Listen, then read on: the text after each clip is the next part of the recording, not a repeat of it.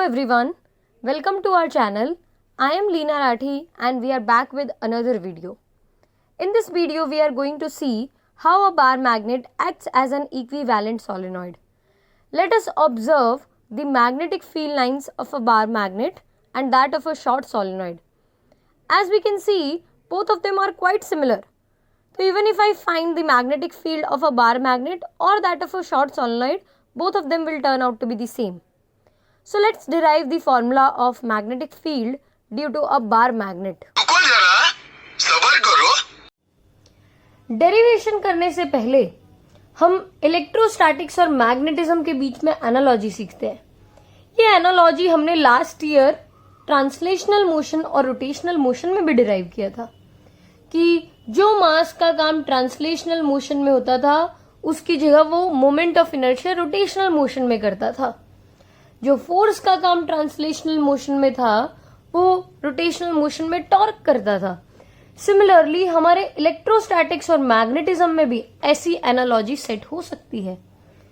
जैसे कि आप लोगों ने ये कॉन्फ़िगरेशन के बारे में तो पढ़ा ही होगा. This is an electric dipole.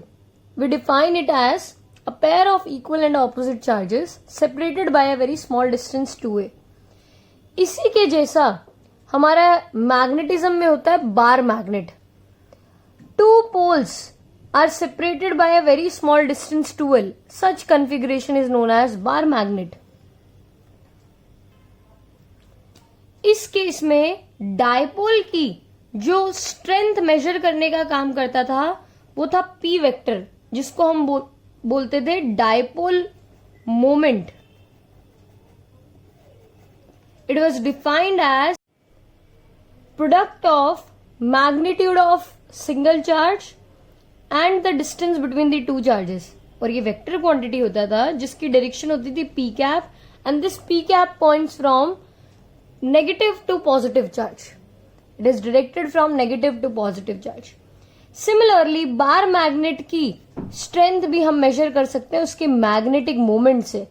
Analogy ही क्रिएट करनी है. यहाँ पे 2a था, यहाँ पे आ जाएगा 2l. यहाँ पे सिंगल चार्ज था Q, लेकिन इस केस में we know single poles exist नहीं कर सकते. Magnetic monopoles do not exist. लेकिन उसको एनालॉजी सेट करने के लिए हम एक नया कॉन्सेप्ट, हाइपोथेटिकल कॉन्सेप्ट लेकर आए जिसको हमने नाम दिया pole strength, so that formula analogically set हो सके. QM इंटू 2L, इसमें डायरेक्शन होता है south to north magnetic moment का.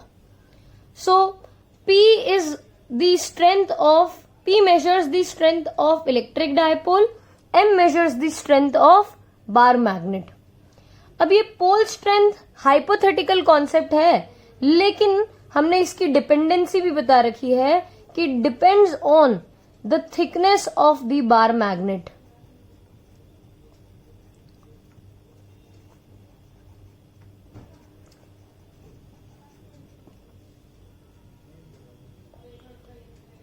यहां पे हमने डायपोल के केस में इलेक्ट्रिक फील्ड के दो फॉर्मूला डिराइव किए थे, E axial and E equatorial. अगर मैं आपको E एक्सियल रिकॉल करवाऊं तो it was 2p vector upon 4 epsilon not r cube. E equatorial was -p vector upon 4 epsilon not r cube. इधर E की जगह आ जाएगा B. जो इलेक्ट्रिक फील्ड थी यहाँ पे वो एनालॉजिकली मैग्नेटिक फील्ड है. यहाँ पे B axial and B equatorial. 2 की जगह भाई 2 ही रहेगा. P वेक्टर की जगह आ जाएगा M वेक्टर. 4 की जगह 4 but there is a difference. Epsilon not की जगह म्यू नॉट नहीं आ सकता है. जो काम यहाँ पे 1/एप्सिलॉन नॉट करता है वो म्यू नॉट करता है. तो मैं एप्सिलॉन नॉट की जगह सीधा म्यू नॉट नहीं लिख सकती. आई कैन राइट 1/एप्सिलॉन naught as mu naught. So यहाँ पे 1/एप्सिलॉन नॉट की जगह हम लिखेंगे म्यू नॉट और नीचे रह जाएगा आर क्यूब. तो फॉर्मूला हमारा मैग्नेटिक फील्ड का आएगा 2 mu naught M vector upon 4 R cube. B equatorial में -M वेक्टर अपॉन 4 1/एप्सिलॉन नॉट की जगह म्यू नॉट और नीचे R cube. This is how analogy is set.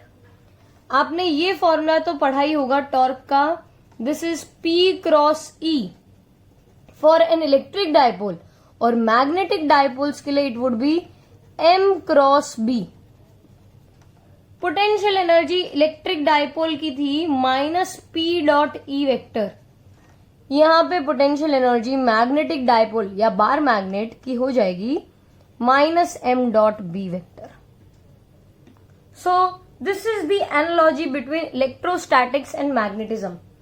कई बार ये सब चीजें ग्रास्प करनी थोड़ी डिफिकल्ट लगती है कि ऐसा कैसे सेम हो जाता है, तो उसको हम क्या करते हैं कि एक को प्रूव करके दिखा देते हैं कि अगर एक ये प्रूव हो सकता है तो बाकी सारा भी ट्रू होगा। And then we come to derivation now कि बी एक्सियल को डिराइव कर दूं मैं। बी एक्सियल अगर इस फॉर्म में मेरे को मिलता है तो मतलब मेरी बात राइट है, ये सारे फॉर्मूलाज राइट है। तो next is our derivation of magnetic field due to bar magnet at an axial point. हमने इसी वीडियो में देखा था कि हमारा बार मैग्नेट और सोलेनॉइड की मैग्नेटिक फील्ड लाइंस का नेचर बड़ा सेम है। तो मैं बार मैग्नेट की मैग्नेटिक फील्ड फाइंड करूं या शॉर्ट सोलेनॉइड की मैग्नेटिक फील्ड फाइंड करूं, एक ही बात है। हमारे डेरिवेशन के कंसिडरेशंस बन जाएंगे इस हिसाब से कि we consider a short solenoid of length 12 placed symmetric about the origin. इसका रेडियस है A, इस सोलेनॉइड में से करंट जो पास कर रहा है वो है I, and we need to find magnetic field at point P which is on the axial line of the short solenoid at a distance r। ये डिस्टेंस r का भी अपना ही कंसिडरेशन है कि r should be much much greater then 12। ये तो भाई हमने डायपोल्स के केस में भी किया हुआ है कि प्रैक्टिकल सिनेरियोज हम जब देखते हैं तो जो डिस्टेंस पे हम फाइंड कर रहे होते हैं और जो डायपोल का लेंथ होता है वो काफी कंपैरेटिवली बड़ा होता है। r is much much greater then 12। अब इस डेरिवेशन को करने से पहले ये मेरे कुछ प्री रिक्विजिट है कि पहले तो मुझे magnetic field due to a circular coil at a distance x on its axial line पता होना चाहिए। इसका फॉर्मूला था μ0 upon 2 times a² plus x² raise to 3/2। And next electric field due to dipole at an axial point का formula हमें पता होना चाहिए, तो it is 2p vector upon 4πε0 r³।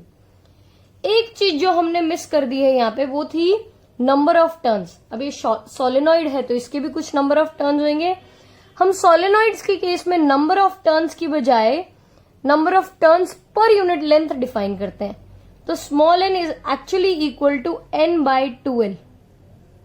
It is number of turns per unit length. Total number of turns में assume करती हूँ n and total length है सोलेनॉइड का 2l, तो capital N divided by 2l would be small n।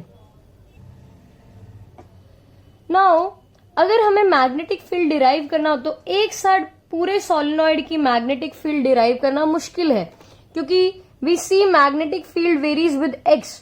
तो हर एक circular element of solenoid के लिए ये डिस्टेंस अलग अलग होगा, वेरिएबल होगा। तो अब इसको हम रिजॉल्व कैसे करते हैं कि हम एक बहुत छोटू सा सर्कुलर एलिमेंट कंसिडर करते हैं जिसकी लेंथ है dx and it is at x distance from the centre of the solenoid. इस dx की वजह से हम पहले मैग्नेटिक फील्ड ढूंढ लेंगे पॉइंट P पे, और पूरी मैग्नेटिक फील्ड फाइंड करने के लिए हम इसको इंटीग्रेट कर देंगे। So I am ready to write dB का formula. What is dB? It is magnetic field due to a small circular element of the solenoid having length dx which is at x distance from the center of the solenoid। Formula लिखूं तो μ0 की जगह तो भाई μ0 ही आएगा, I की जगह I आ जाएगा, A की जगह भी a² आ जाएगा upon 2 times a² plus x है distance of the point from the circular element. तो अगर ये यहां से x डिस्टेंस पे है and this complete is r, तो ये डिस्टेंस बन जाएगा r माइनस एक्स। तो x की जगह हम लिख सकेंगे r माइनस एक्स का होल स्क्वायर रेज टू 3/2। और बचा capital N। Capital N was number of turns of the circular coil. लेकिन ये यहां पे अगर मैं dx लेंथ में नंबर ऑफ टर्न्स देखूं तो मुझे पता है पर यूनिट लेंथ में, एक यूनिट लेंथ में नंबर ऑफ टर्न्स है n। तो dx लेंथ में कितने होंगे? That would be n into dx। तो हमारा मैग्नेटिक फील्ड dB का फॉर्मूला बन गया mu naught n dx i a square upon 2 times a square plus r minus x का होल स्क्वायर रेज टू 3/2।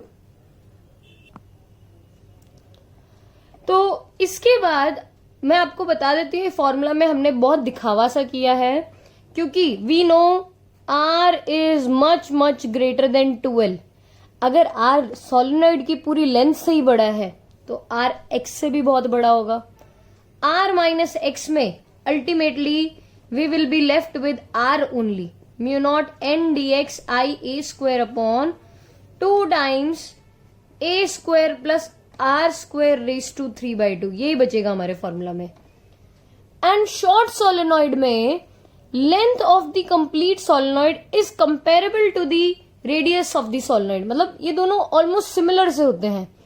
तो अगर 2l और a भी ऑलमोस्ट सेम है तो r is much much greater then a भी हो जाएगा। तो basically I can say r is much much greater then any other distance in the solenoid of the solenoid actually. तो यहां पे सिर्फ r स्क्वायर बचेगा, a स्क्वायर भी नेग्लेक्ट हो जाएगा, r स्क्वायर रेज टू 3/2। तो अब आप मानेंगे कि ये फॉर्मूला कितना दिखावा वाला था। अल्टीमेटली हम अपने r स्क्वायर पे ही आ गए। तो dB would be equal to mu naught n dx i a square, नीचे डिनोमिनेटर को सॉल्व कर दूं तो ये बन जाएगा 2r cube. To find the total magnetic field, अब हमें इस dB को इंटीग्रेट करना पड़ेगा। dB का इंटीग्रेशन फ्रॉम 0 टू b, यहाँ पे mu naught n dx i a square upon 2r cube का इंटीग्रेशन फ्रॉम 0 टू 2l। मैं इसको माइनस l से प्लस l भी लिख सकती हूँ, लेकिन 0 से 2l is the same thing as writing as minus from minus l to plus l। अब dB का इंटीग्रेशन तो as we all know b हो जाएगा। अगर लिमिट यहाँ पे रख दूं तो 0 b, mu naught constant integration के बाहर, n कॉन्स्टेंट इंटीग्रेशन के बाहर, i कॉन्स्टेंट इंटीग्रेशन के बाहर, a स्क्वायर 2r क्यूब सब कॉन्स्टेंट इंटीग्रेशन के बाहर। इंटीग्रेशन रहेगा dx का, वो भी फ्रॉम 0 टू 2l। तो mu naught n i a square upon 2r cube, dx का इंटीग्रेशन मतलब x फ्रॉम 0 टू 2l। सब में लिमिट सब्सटीट्यूट कर दूं तो मुझे पता है LHS में बच जाएगा b और RHS में आ जाएगा 2l।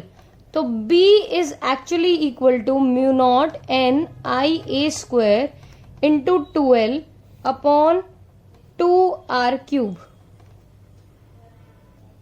अब मैं साइड में एक फॉर्मूला लिख देती हूं जो हमें रिक्वायर्ड है, that is b is equal to mu naught 2m vector upon 4πr cube. मुझे ये पर्टिकुलर फॉर्मूला को यहां तक कन्वर्ट करना है। ये कैसे करेंगे हम? तो उसके लिए थोड़ा जुगाड़ अगेन सेट करेंगे। b is equal to mu naught n into 2l i into pi a square into upon 2r cube, ऊपर एक 2 से मल्टीप्लाई, नीचे एक 2 से मल्टीप्लाई। देखिए मैंने क्या क्या चेंजेस किए हैं। मैंने म्यू नॉट की जगह म्यू नॉट ही रखा, n की जगह n ही रखा, 2l की जगह 2l, i की जगह i, a स्क्वायर की जगह a square, but pi extra आया। अगर पाई ऊपर एक्स्ट्रा आया है तो नीचे भी एक पाई एक्स्ट्रा आएगा, और ऊपर एक 2 और लगाया तो नीचे भी एक 2 लगा दिया। नीचे वाला मामला सेट हो चुका है, 4/r क्यूब मुझे मिल चुका है। ऊपर का और क्या चेंजेस आएंगे तो मैं आपको दिखा देती हूँ चेंजेस कैसे हैं। n into 2l is now capital N, that is total number of turns.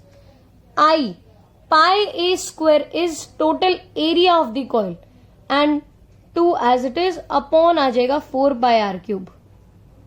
We all know n into I into a is nothing but m vector. Chapter 4 के नॉलेज से हमें ये मिल चुका है.